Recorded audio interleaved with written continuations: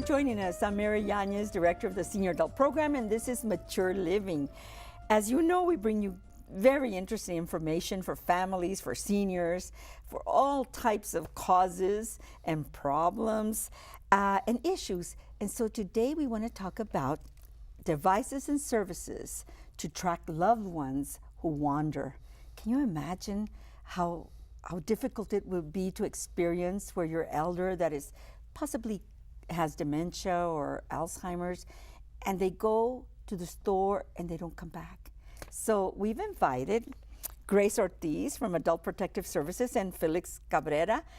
You're a great tag team to talk about, you've researched this information about helping seniors that wander off, or anybody for that matter, right? Absolutely. It can be for children who are autistic, who have intellectual disabilities, that happen to wander off on vacation. You can get those devices to help them. Awesome. One of the reasons why we want to concentrate on this, our population is getting older, and we have a tendency of sometimes overlooking the changes that happens to our seniors, forgetfulness, and you want to give them a freedom. These devices allow them to stay at home, and you can track them without interfering with their lives through Google, and you can actually hit a button on the computer or on your phone, and it tells you they're at the corner of Yandell and Missouri, or they're on Campbell and Kansas, wherever it's interested. And then you can pick, and it'll show you either satellite or a building. Oh my Within gosh. 30 meters of that, that's where they're located. So there's some steps. First and foremost, Yes. if you see your parent starting to forget more often, go to the doctor, their primary care physician, and talk to them about it. There's tests that they can do, and they can get diagnosed with either early on stage Alzheimer's or dementia. And once you realize that they have that, now it's time to plan. Okay. You got to talk to mom and dad and talk to them and say, what is it that you want? You're going to get more and more forgetful. We want to know, do you want to stay home? Do you want to go to a facility? What do you want for your future? And they have a right to express what they want for their future. It's not the child to decide, but for the parent to say, this is what I want. And if they say they want to stay home, then that person needs to figure out, what are we going to do to help them? And that's why those devices are available. And we have several devices that are, to me, lifesavers. You got Project Lifesaver, which is the one, Mind Me, and the GPS Shoe. Project Lifesaver is a kind of program that has two options. They wear a watch type device, and they also do an electronic fence. So in your house, you can set it up, and you make it electronic. If they step out of the door, it'll give you an alarm on your phone and on the computer that they're stepped out of the house. Wow. And if you get there and they're not there, then you can punch it in. It'll tell you how far they've been and where they're at. Yes. Mind Me works the same way, except for they don't have an electronic fence in the house, but you can track them. One is a 24-hour alarm when you can hit it, and it calls police. GPS Shoe, just like it says, is a device that you put in the sneaker of the shoe, so it's not, they don't need to know that they're being tracked, because a lot of people, feel it's like a personal invasion. Yes. You put it in there, and if they leave, you can track them through that GPS Shoe. So these are devices that are money-saving, because we're talking an Alzheimer's Yes. patient dementia, you're talking minimum $3,500 a month for a facility, At a facility. maximum up to over $5,000. So you're talking A month. Yeah, To put them $60,000 in in a facility. place, You yes. get them 3 meals a day, takes care of them, and they lack the freedom of being in their own home. Yes. And some of the examples of why families can have choices to get these, because you've heard of some stories you've experienced. Yes, when I first started investigating, and that was 10 years ago, 11 years ago, one of my first cases was a gentleman living in Arizona. He was independent, he had his own apartment. I guess he was having issues with starting to forget things. He got in his car and said, I'm going to Walmart, I'm going to buy some eggs and bread. Got on I-10 and ended up in El Paso. Kept driving and driving and driving and driving. He ends up here, he pulls over off on Mesa to a bike shop and asks for help and says, I'm lost. Where's the Walmart? And they started asking him questions, and they realized he was a little bit confused. He started getting antsy and distraught because he realized, oh my, I drove all the way from Arizona to El Paso. So we were able to place him, and I worked really hard at trying to figure out where he was from. One of the things we had to do was show me your wallet and let's figure out where you're from. Yes. Because he couldn't tell me. He was very, like I said, he was at the point where he was very forgetful and he couldn't tell me. One thing that came to mind was the name of his apartments. I was able to call his apartments and talk to the manager there and said, is there a contact information there? Emergency. We found the daughter. Oh, daughter was very upset. Don't get me wrong. She was very upset. I had dad in a safe place. I had his car towed, but I had to wait until daughter came and picked him up. Wow. And one of the things he was really upset was, once my daughter finds out, that's it. She's going to take the car from me. And she's going to institutionalize me or And whatever. and he was very fearful of that. But again, it's not, doesn't have to be to that extent. And also, and I know you've researched, there's about 10 different types of services, but you've also got some that you researched? Yes, GPS Smart Sole. That's a sole that goes inside the shoe. And that one will show or track that individual with their shoe. Now, if they don't have their shoe, of course, they're not going to be able to be tracked, but it's a sole that goes inside the shoe. There's another one called SafeLink, and that's through the Alzheimer's Association. Same concept, GPS. It's an easy way to find them and make sure that they're safe at home. And then the last one is Pocket Finder. It's a device that they can put in their pocket so that they can ensure that we have that device on them. I've had people tell me that they've bought certain devices and what they've done is they've sewn it into their clothing or pocket so that they're not aware that it's on them. And you can do those things for your parent. And they won't even know that it's Is there a charge for these services? Different charges. Yeah. And it ranges for different Yeah, things. as low as $15. There's one that they sell at Walmart. a month? $15 a month. And there you have a doctor on call and a nurse on call where the client can push the button and it has medication reminders. It'll call you at 2 o'clock, hey, you got to take your medicine. Yes. That kind of stuff. You can talk to a nurse and has emergency contact. If they wander off, they can push the button and go straight to a call center, which then goes to 911 and gets police involved. Yeah, and you know, when they wander off, it's not only dangerous for them, but there's predators out there that with them being confused or something, they've got a wallet or whatever, they could steal their identity, they could Take their credit card. Yes, yes. And they're very vulnerable at that point in stage. And so all of it is prevention, talking to mom and dad and trying to figure out. The other thing we want to stress is if you have a neighbor, it's everyone's business, Miss Mary. Okay. It's all our business. Okay. We need to get involved. just to keep them safe. Talk to your neighbors. If you see somebody and their routine is different, something's going on. Okay. You're not doing anything wrong with asking a couple of questions. How are you? And if you have a sibling or a family member's phone number, you know what, I'm seeing your mom and at 10 o'clock at night, I see her outside doing something that she shouldn't be doing. She's watering, which usually she used to do in the morning. And when I've talked to her, she's very confused.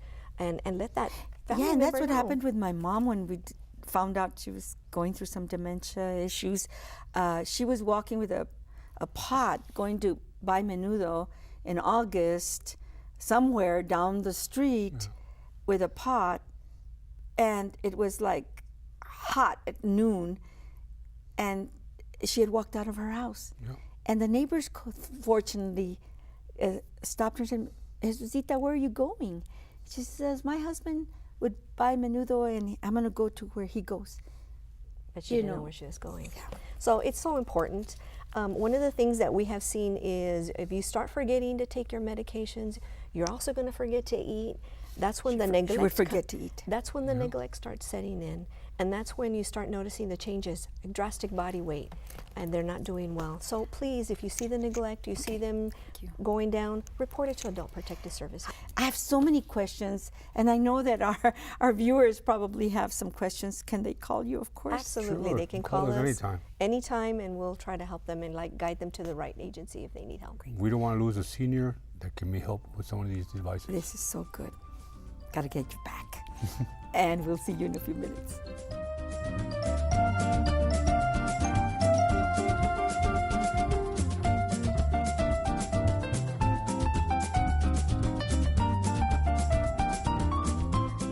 Well, thank you for staying with us. We want to continue our conversation here on Mature Living, talking about the Senior Companion Program. And that is a program that is part of the Corporation for National and Community Service, and some of the other programs under that branch, I guess, of the government. of community service is the RSVP program, the foster grandparents, AmeriCorps, and so the Senior Companion Program is very near and dear to my heart because they helped my mom when she needed a companion. Thank you for being with us. Thank you. We have Jennifer Castrellon and, of course, Irene DaSilva, and I serve on their board, so I know we meet every month and talk about the Senior Companions. Tell us a little bit about the program. The Senior Companion Program is for homebound and disabled elderly. Not only is it for the homebound elders that need a companion, a friend to come over, but it also helps the person that becomes a companion. As a matter of fact, Irene is one of the companions. Yes. Can you share a little bit about Sure. your work? And Yeah, I've been in the program about 6 years, and I really get a lot of joy out of being with my clients and my ladies. And to me, it's very rewarding, fulfilling, and because I go there and it's rewarding because I know that whatever I do with them, it's a reward for them. And fulfilling is because I'm helping them to forget about their depression, about their loneliness, and so forth. And they also enjoy it, and I do a lot of activities with them. So And Irene, how many years have you been a companion? approximately 6. About 6 years. And there's many companions that have been there for years. Yes, Because you many. have an annual recognition banquet, Right, yeah. and some of them have been in there, 20 20, years yeah, or 20 so. or more years. It's really, really important. I know that there's 2 parts of the Senior Companion Program. One of them is people that want to be companions. And do they get a stipend, or how does that work? How many hours do they work? And This how is- old do they need to be? Okay. These are the Senior Companion volunteers. Yes, The age is 55 and up. yes, They receive training and recognize yes. for signing on to elderlies. They receive a stipend, Okay. which is $2.65 an hour. And it's not much, No, but mhm. this is It's a volunteer rewarding. kind of Exactly. thing, yeah. It's And then they rewarding, get meal reimbursement and travel reimbursement. So And how do you choose, or how do you match the companion to a client, to an elder? well, first, mainly Yes. we kind of take them in and let them get to know each other, and they live within the range of Yes. where the client is. And you have males and females that are companions? Yes, males Okay. and females. Yes. But the males with the male and the female with the female. And how does one sign up? How do you sign up? You have to be a certain age? Do you have to be have a certain level of income, or how does that work? You have to be 55 years and older. You do need to meet a certain income. What kind of activities are you allowed to do in the home with your companion? Well, other than watching TV sometimes, Yeah. depends on the person.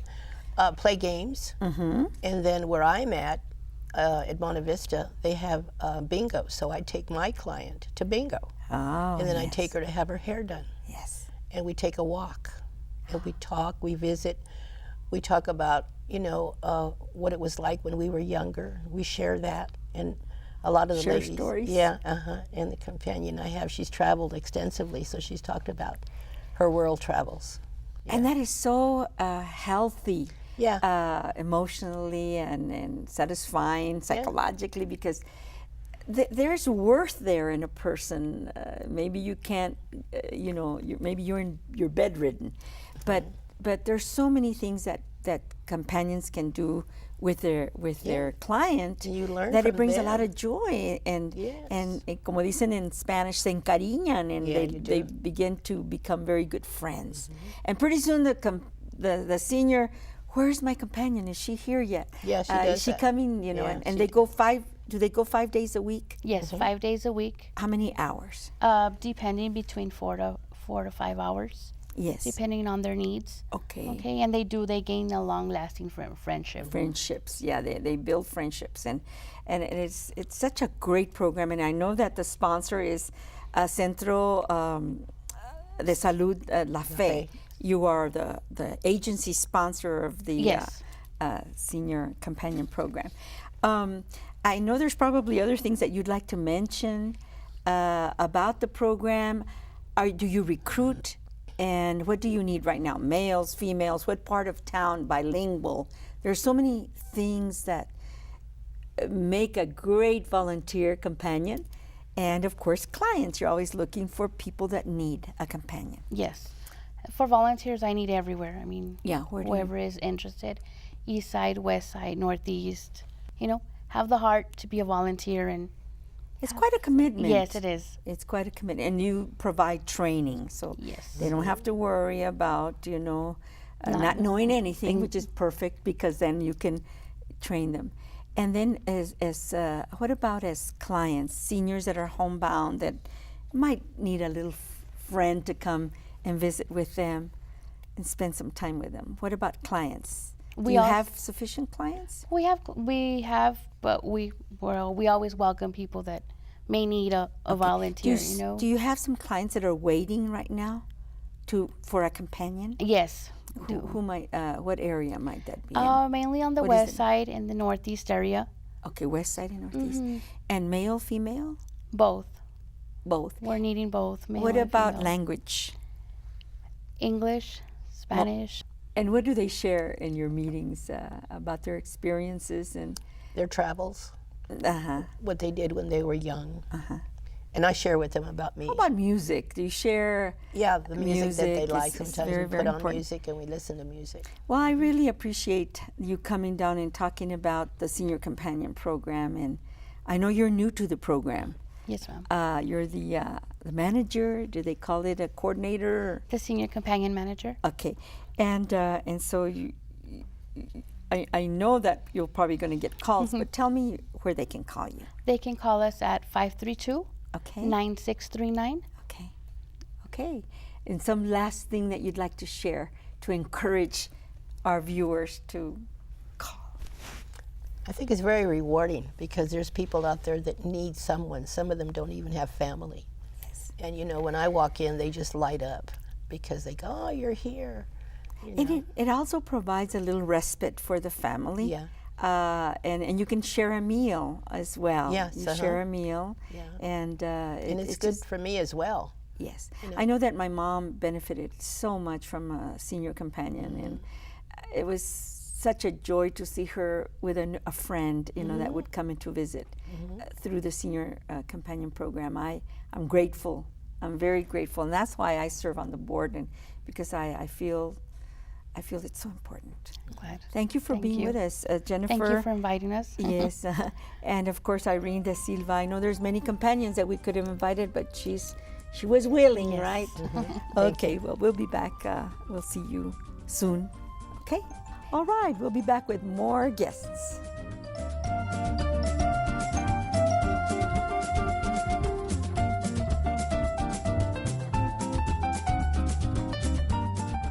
Well, thank you for staying with us. Before we finish out our show, we're going to be talking about a very important program. It's a nonprofit organization called Hospice El Paso.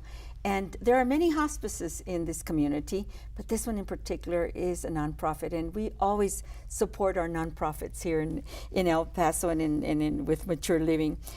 Tell me, and of course, let me introduce you to Jodi Gillett and Luis Carrillo. Jodi, you're the community relations rep for Hospice El Paso, and Luis is the marketing director. Thank you for being with us. Thank you so much. Thank you for having us today. We want to stress, the importance of having a hospice in El Paso and for families. Tell me a little bit about Hospice El Paso. Well, we provide care for patients who have life-limiting illnesses, something medicine can't fix. And being a nonprofit, we're able to provide services for our patients that you won't find in the for-profit world. Our model is a little bit different. Yes. Being a nonprofit hospice means we have to roll some of our reimbursements back into our community. And the only way to do that is to expand the services for our patients. That's wonderful. And you're located on the west side. Our your facilities. office is actually between McRae and Viscount, but we opened the first freestanding inpatient unit in El Paso, and it's located at 1575 Belvedere. Very good. Very good. Tell me the types of services that you provide for individuals. what is hospice? How does that work? Who qualifies? Anyone who has a life-limiting diagnosis, if the physician feels, like I mentioned earlier, that this is something medicine can't fix, with a prognosis of 6 months or less, then that would make them eligible for hospice. And of course, we send a nurse out, and they do a short evaluation, make sure the patient meets the criteria. We follow the Medicare guidelines, regardless of whether someone has Medicaid, private insurance, veterans benefits. We still follow the Medicare guidelines. And so based on the criteria they put out for each diagnosis, then we evaluate. 95% of our patients are cared for in their home setting. Yeah, that's what I was going to ask.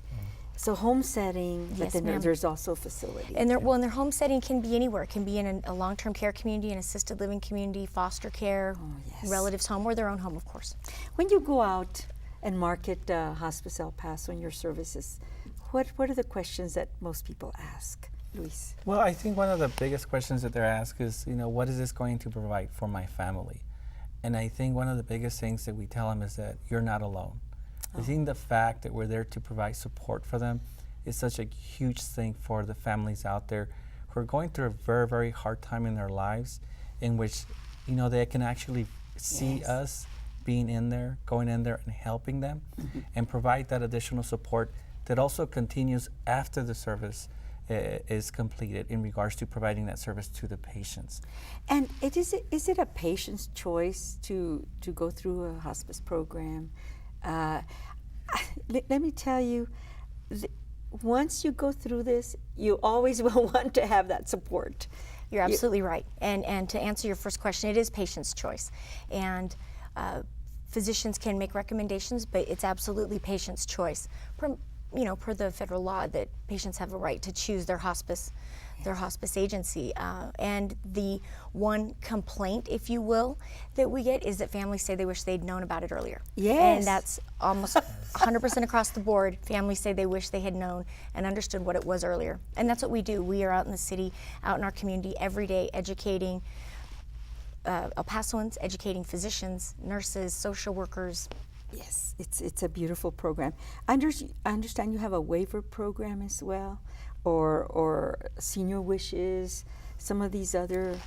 Yes, ma'am. The waiver program, it's the 1115 waiver program. It's actually through Texas Medicaid, and it goes through UMC, University Medical Center, and El Paso First. El Paso First, and anyone who qualifies or requires that level of care, hospice care, if they don't have any sort of a payer source, and they go through the UMC system, one of their clinics, then we are honored to be the hospice partner for the 1115 waiver program. And so there are funds available to care for these patients at home as well as at the inpatient facility level. The great thing about this program is that, as you know, they have different clinics within the community. So it's not just the individuals that go to UMC, the hospital setting, but they also go to the different clinics that are available within the community, that anybody that goes to these programs actually can qualify if they meet the requirements for being in hospice. Great. What about speaking of honoring veterans and the senior wishes? Tell me about those programs. Those are a couple of different programs in which we participate. Senior Wishes was founded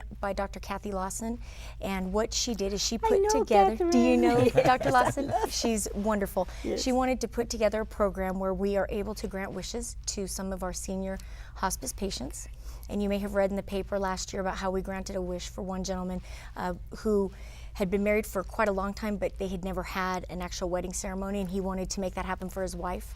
Oh. And that's just one of our many stories where we've granted wishes. And We had a lady also that she wanted to have a party for their family members, mariachis. That's right. Bring all the family together, and it was such a great, thing for her and her family to come together again, especially during that time, which they really enjoyed it, and it was such a great, joy for all of us when we see, how many smiles it brings to other individuals. That is just wonderful. I mean, the things that y'all are doing, so creative.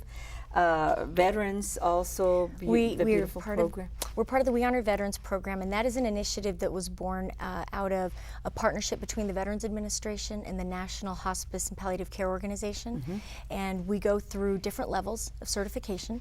and we're currently at a level 2, and we're just very excited about this because what this program consists of is educating everyone from our medical directors all the way down the line to include everyone within the interdisciplinary team.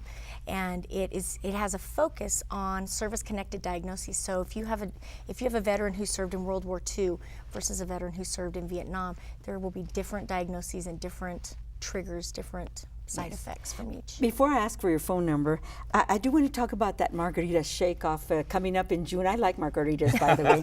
Well, we would love for you to join us. Tell me about that, and then give us your phone number where people can call. Okay. Well, the shake-off was again, it's just a neat little event. It's a super fun day. It's held at Asa Tunas on June 11th at 5200 Donovan, and it was born out of us providing hospice care for a gentleman who didn't have any sort of a payer source. And this event was created so that we could recoup those monies we spent on this gentleman. And so this will be our 4th year. Oh. And it's just a lot of fun, and we would love to have you join us. It's a fun event, and Yes. of course you have your big one. But give us your contact information. Your big one's in the fall, in October. The Art from the Heart. We'll invite you back to talk about that. We would love that. And give us your contact information. I'd appreciate it. You can reach us at 915-532-5699. Our office address, should anyone have a need to stop by and have any questions, we always have someone available to meet with people. And that address is at 1440 Miracle Way, just about a mile from here. And one thing to remember is that our organization is open 24 hours, 7 days a week. We work throughout every day, every night. So anybody who is wanting some information about our services, they're more than welcome to call us at any time. We have a great number of individuals out there who can help them, and we are there to help them as well. And I'm sure you have volunteers as well. We have a very large base of Oh, volunteers. trust me, we can talk about that for a Oh long my time. gosh, that's another show. Yes, that would be another show. Thank you for being with us. Thank you okay? so we much, really Ms. Mary. appreciate it, and we'll see you all next week as well.